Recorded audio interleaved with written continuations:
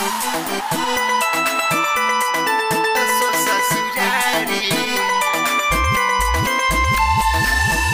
by Vikas Sharma.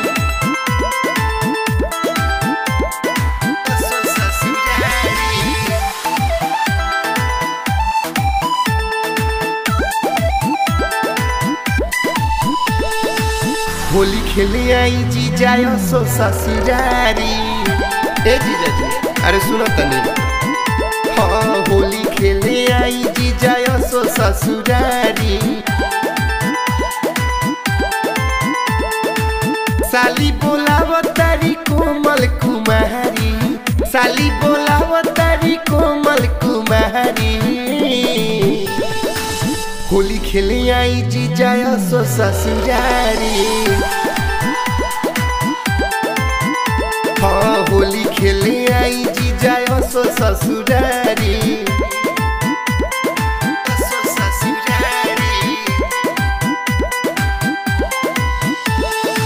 Music by Vikas Sharma.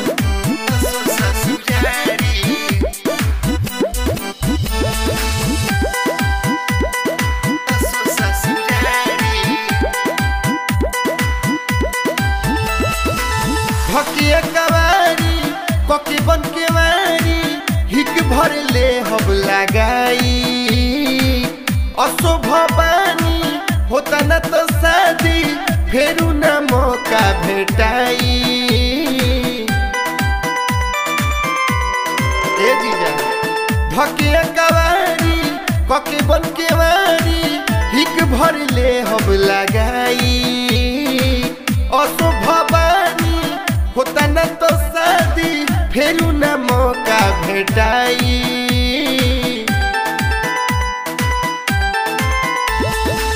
कके रखले बानी हम विशेष तैयारी।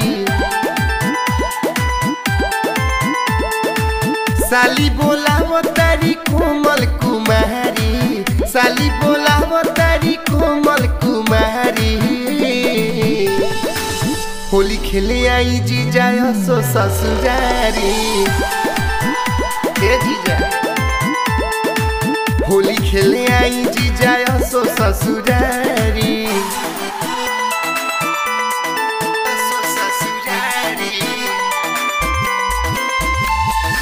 Music by Vikas Sharma.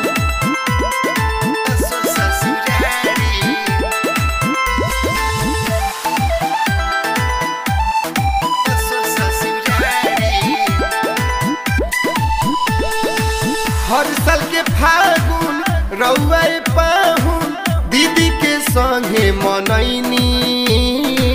कहली जब साली झूठो के खाली रउए तया सारा धरैनी।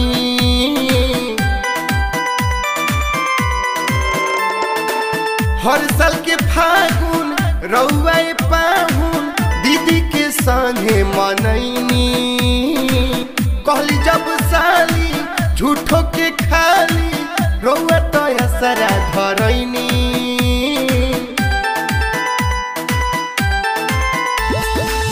अब किनु मुखिया जीजा बाबे हमार बारी। साली बोलाव तारी कोमल कुमारी, साली बोलाव तारी कोमल कुमारी।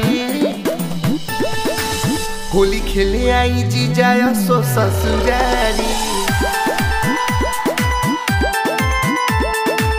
होली खेले आई जीजा सो ससुरारी।